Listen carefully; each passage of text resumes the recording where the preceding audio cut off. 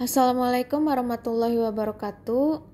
Eh, Kembali bertemu lagi dengan saya Nadia, mahasiswa Universitas Surya Kencana, Fakultas Hukum semester 3. Nah, baik di dalam pertemuan terakhir kita, pertemuan ke-15 dan materi yang terakhir juga yaitu bab 5 mengenai alasan hapusnya kewenangan menuntut dan menjalankan pidana. Nah, baik kali ini saya akan mencoba mereview atau menjelaskan kembali apa yang saya dapatkan di pertemuan hari Jumat 6 Januari kemarin. Nah, mengenai alasan hapusnya kewenangan menuntut dan menjalankan pidana ini dibagi menjadi dua. Jadi yang pertama adalah hapusnya menuntut. Yang perlu dipahami di dalam hal menuntut ini adalah sedang di dalam proses penuntutan. Nah, dari mulai penyidikan naik ke penuntutan. Jadi, di dalam hal ini belum ada vonis. Kemudian gugurnya penuntutan ini dibagi menjadi dua. Yang pertama adalah yang diatur di dalam KUHP, kemudian yang kedua adalah diatur di luar KUHP. Saya akan sebutkan yang di dalam KUHP ini. Yang pertama, tidak adanya pengaduan delik atau delik aduan atau kelah delik. Nah, ini tersebar di dalam buku 2 dan buku 3, terutama di dalam buku 3 KUHP mengenai pelanggaran. Kemudian yang kedua ada nebis in idem, ini diatur di dalam pasal 76 KUHP. Kemudian di sini ada matinya terdakwa, pasal 77 KUHP. Kemudian di sini ada daluarsa, pasal 78 KUHP. Dan kemudian yang terakhir ada penyelesaian di luar beracara atau afdoning bitten process. Nah, di sini diatur di dalam pasal 82 KUHP. Nah, saya akan ini di sini ada gugurnya penuntutan yang diatur di luar KUHP, juga di sini adanya abolisi dan amnesti. Jadi di sini dibagi dua. Sekali lagi, yang pertama ada yang diatur di dalam KUHP, ini ada 5 poin, kemudian yang di luar KUHP ini ada abolisi dan amnesti. Nah, saya akan menjelaskan mengenai detailnya dari kelah delik ini. Kelah delik atau delik aduan ini adalah pengaduan yang hanya berlaku untuk tindak pidana tertentu. Orang yang berhak mengadu ini hanya orang yang terkena tindak pidana tersebut atau keluarganya, atau orang yang dirugikan baik orang lain maupun keluarganya. Nah, kemudian di sini ada macam-macam delik aduan. Delik aduan ini ada dibagi menjadi dua. Yang pertama adalah absolut, yang kedua adalah relatif. Baik, yang pertama ini ada delik aduan mutlak atau absolut. Nah, di sini ada keistimewaan atau ada kekhususan dari delik absolut tersendiri, yang mana ini yang diadukannya adalah peristiwa hukumnya, maka proses penuntutannya pun tidak bisa di-split atau dipisah. Kemudian karena alasannya adalah satu peristiwa, maka ini sifatnya sendiri dari kejahatan. Nah, ini istilah dipisah-pisah ini kita kenal dengan on split bar ya. Nah, kemudian di sini saya akan menjelaskan mengenai dua contoh kasus. Nah, di sini misalkan ada penghinaan.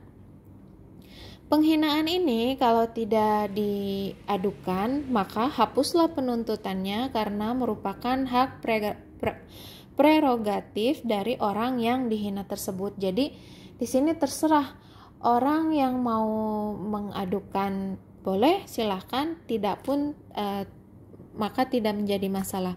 Kemudian di sini ada delik perzinahan. Jadi menurut KUHP dan menurut hukum agama itu di sini ada hal yang berbeda ya. Jika pihak yang dirugikan tidak mengadu, maka tidak bisa atau hapus penuntutannya. Dan perzinahan menurut KUHP ini haruslah salah satunya ada dalam ikatan perkawinan yang sah. Sebenarnya delik perzinahan ini diatur di dalam bab perkawinan hukum perdata. Akan tetapi perzinahan ini mengganggu kepentingan umum atau stabilitas rumah tangga dan keamanan lingkungan, maka hukum perdata ini meminjam sanksinya pada hukum pidana. Nah, itu kiranya pengetahuan yang perlu kita ketahui mengenai perzinahan. Kemudian yang dilindungi di dalam hal ini bukan perzinahannya, tetapi adalah lembaga perkawinannya. Nah, kemudian di sini yang kedua ada delik aduan relatif. Delik aduan ini delik yang tidak bergantung pada sifat kejahatan, melainkan pada hubungan si pelaku dengan kejahatan itu atau pembantunya dan orang yang dikenai kejahatan itu. Dengan kata lain, yang diadukannya ini adalah pelaku atau perbuatannya yang diadukan atau orang yang disangkakan. Nah, saya akan mencontohkan lagi. Di sini ada pasal 367 mengenai pencurian di dalam keluarga. Misalnya nih, A dan B ini bekerja sama mencuri uang orang tua A. Namun karena orang tua A ini tidak merasa dirugikan oleh A, maka orang tua A ini hanya boleh mengadukan perbuatan B saja, karena tidak memiliki hubungan keluarga. Jadi kalau misalkan yang B ini karena bukan keluarga, mau diadukan itu boleh saja. Nah, kemudian kita bicara mengenai tenggang waktu pengaduannya. Di sini dimulai sejak mengetahui kejahatan. Nah, sementara daluarsanya ini adalah setelah 6 bulan kalau pelakunya ini bertempat tinggal di Indonesia, dan 9 bulan kalau pelakunya ini bertempat tinggal di luar Indonesia. Ini sesuai dengan ketentuan pasal 74 KUHP. Jadi bukan sejak perbuatan dilakukan. Nah, karena berkaitan dengan delik aduan, maka aduan ini dapat ditarik kembali. Nah, dasar hukumnya adalah pasal 75 KUHP. Nah, dapat ditarik kembali, waktunya ini adalah 3 bulan setelah pengaduan diajukan. Tetapi jika yang berhak mengadu atau mencabutnya ini meninggal dunia, maka pengaduan tidak dapat dicabut kembali. Ini berlaku untuk delik aduan yang relatif. Ini untuk yang relatif saja. Tapi kalau delik aduannya yang absolut itu tidak terikat waktu 3 bulan, melainkan selama waktu pemeriksaan dalam sidang pengadilan. Nah, saya akan kembali beralih pada tadi kita sudah menjelaskan mengenai kelah delik, kemudian saya akan mencoba menjelaskan mengenai nebis in idem. Nebis in idem ini diatur di dalam pasal 76 KUHP. Artinya ini jangan 2 kali yang sama untuk peristiwa yang sama dan orang yang sama. Nah, ini langsung kita kasih contoh. Misalnya A ini dituduh melakukan pencurian, dikenakan pasal 362 KUHP. Namun ternyata di dalam proses persidangan ini tidak terbukti. Ternyata A ini terlibat penggelapan. Jadi jaksa menuntut dengan pasal pencurian sehingga hakim membebaskan A. Nah, setelah bebas, jaksa ini menuntut lagi dengan pasal 372 KUHP tentang penggelapan. Namun hal ini tidak bisa dilakukan. Nah, dasar rasionya ini dari asas yang pertama untuk menjaga martabat atau wibawa pengadilan, kemudian yang kedua ini untuk kepastian hukum bagi terdakwa yang telah mendapat keputusan hakim. Artinya Seseorang yang divonis bebas atau diberi vonis oleh hakim berarti masyarakat harus mentaatinya karena menurut Profesor Muhtar Kusuma Atmaja, vonis hakim ini sama dengan undang-undang. Di sini ada syarat nebis in idem. Yang pertama, adanya putusan hakim yang ingkrah. Ini dalam artian tidak ada proses banding atau kasasi. Kemudian putusan yang dijatuhkan ini berlaku untuk orang yang sama.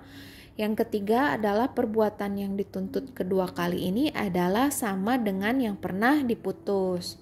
Nah, kemudian kita akan beralih ke yang ketiga. Yang ketiga adalah kewenangan menuntut pidana menjadi hapus karena matinya terdakwa. Hal ini berdasarkan pada subjek hukum pidana. Hukum pidana ini hanyalah subjek hukumnya ini hanyalah orang, sehingga yang dapat mempertanggungjawabkan sesuatu perbuatan yang berupa tindak pidana hanyalah pelaku tindak pidana tersebut. Pertanggungjawaban pidana pun tidak bisa diwakilkan kecuali yang berhubungan dengan harta benda atau kekayaan. Lain halnya juga dengan tindak pidana korupsi. Tidak berarti apabila pelaku tipikor tersebut hartanya tidak bisa disita. Nah, kemudian kita beralih ke daluarsa atau veryaring. Nah, ini diatur di dalam pasal 78 KUHP. Nah, di sini ada alasan diberlakukannya daluarsa. Yang pertama adalah karena sangat mempengaruhi daya berlakunya penuntutan, sehingga yang pertama ini ada melemahnya terhadap gangguan atas ketertiban yang dilakukan. Dengan demikian mengurangi pula kegunaan dari penuntutan atau pemidanaan. Kemudian yang kedua, di sini ada menyulitkan pembuktian, karenanya memperkecil kemungkinan akan berhasilnya penuntutan. Tujuannya daluarsa ini adalah memberikan kepastian dan ketertiban hukum, terutama untuk jaksa, terdakwa. Terlebih lagi ini sangat berpengaruh untuk terdakwa. Nah, kemudian di sini ada batas waktu daluarsa menurut pasal 78 KUHP. Yang pertama adalah untuk semua kejahatan atau pelanggaran percetakan itu adalah 1 tahun. Nah, ini biasanya percetakan ini berkaitan dengan pemalsuan uang. Kemudian yang kedua adalah kejahatan yang diancam hukuman denda, kurungan pidana penjara paling lama 3 tahun. Daluarsanya ini sesudah 6 tahun. Atau pemalsuan tanda tangan. Ini biasanya berkaitan dengan dokumen. Nah, kemudian yang ketiga, ini ada kejahatan yang ancaman hukumannya lebih dari 3 tahun. Daluarsanya ini adalah sesudah 12 tahun. Sedangkan untuk kejahatan yang diancam pidana mati atau seumur hidup, daluarsanya ini adalah sesudah 18 tahun. Nah, kemudian kita beralih ke penentuan tenggang daluarsa. Nah, di sini penentuan tenggang daluarsa menurut pasal 79 KUHP ini dihitung pada hari sesudah perbuatan itu dilakukan, kecuali yang pertama untuk kejahatan pemalsuan uang, surat atau uang. Jadi dihitung sejak esok hari kejahatan itu diketahui. Nah, jadi saya akan coba menjelaskan untuk poin yang pertama ini. Jadi apabila kita jangan kita tapi apabila seseorang memalsukan atau memalsukan uang, mata uang. Nah, misalnya seseorang tersebut melakukan pemalsuan itu di tanggal 1 Januari 2022 dan ternyata diketahuinya itu adalah di tanggal 1 Januari 2023, maka dihitung esok harinya sejak tanggal 1 Januari 2023. Nah, Kemudian di sini yang kedua ada perampasan kemerdekaan. Batas daluarsanya ini adalah dimulai dihitung dari hari berikutnya setelah orang yang dirampas kemerdekaannya dibebaskan. Misalnya ada kasus penculikan. Nah, kasus penculikannya ini dilakukan penculiknya ini selama kurang lebih 30 hari misalnya. Maka setelah 30 hari itu kemudian seseorang itu dibebaskan, yang dihitungnya itu adalah hari esoknya setelah seseorang itu dibebaskan.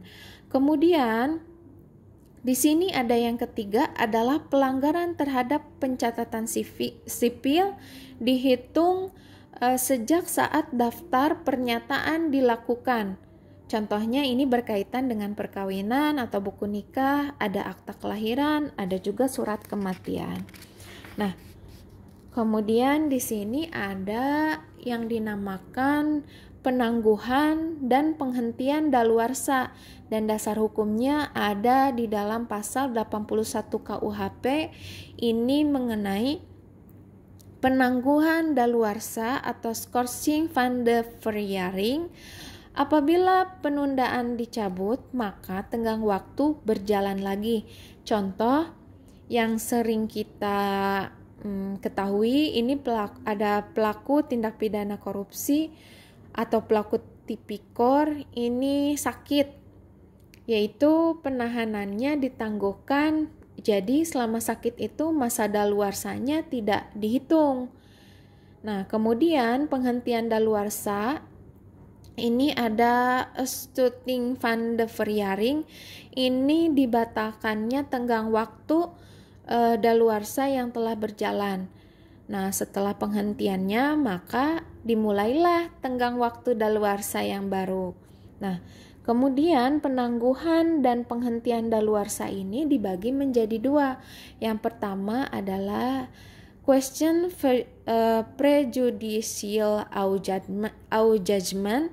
Itu adalah putusan hakim yang digantungkan pada putusan hakim lain. Jadi begini, apabila seseorang yang mengajukan gugatan pidana di mana di dalamnya kasusnya terdapat kasus perdata, maka hakim pengadilan pidana ini harus menunda putusannya sebelum dibuktikannya kebenarannya di dalam perkara perdata.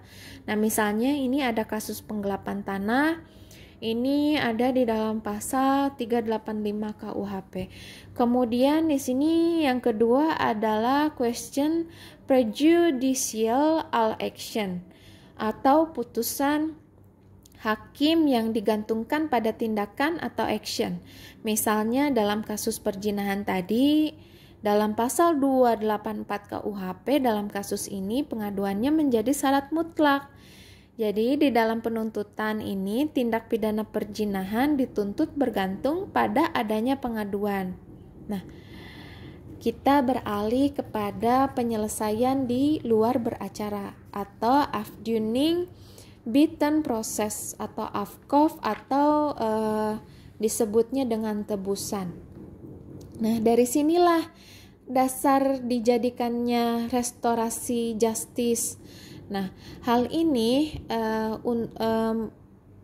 tentunya untuk perkara-perkara tertentu, untuk perkara biasanya pelanggaran, yaitu yang diancam denda, kemudian maksimum dendanya harus dibayar, diperlukan kuasa dari pejabat yang ditunjuk undang-undang. Nah, selain AFCOF ini sifatnya sukarela, AFCOF ini harus inisiatif dari terdakwa dan tidak berlaku untuk tersangka yang berumur di bawah 16 tahun dan dikenal juga dengan lembaga sticking atau denda damai yang berlaku terhadap pelanggaran dalam tindak pidana ekonomi dan tindak pidana fiskal.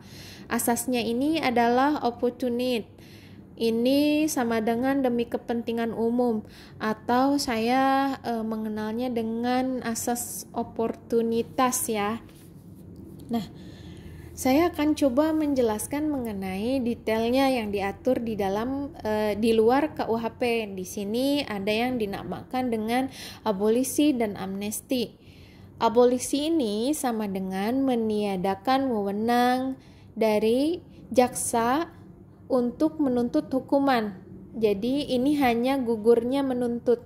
Kemudian di sini ada amnesti. Amnesti ini wewenang yang lebih luas, yaitu meniadakan wewenang untuk menuntut dan menjalankan eksekusi baik sebelum ataupun sesudah eksekusi. Dengan kata lain, ini menggugurkan, menuntut, dan menjalankan tindak pidana. Jadi kalau abolisi ini adalah gugurnya menuntut. Kalau amnesti ini gugurnya menuntut dan gugurnya menjalankan tindak pidana.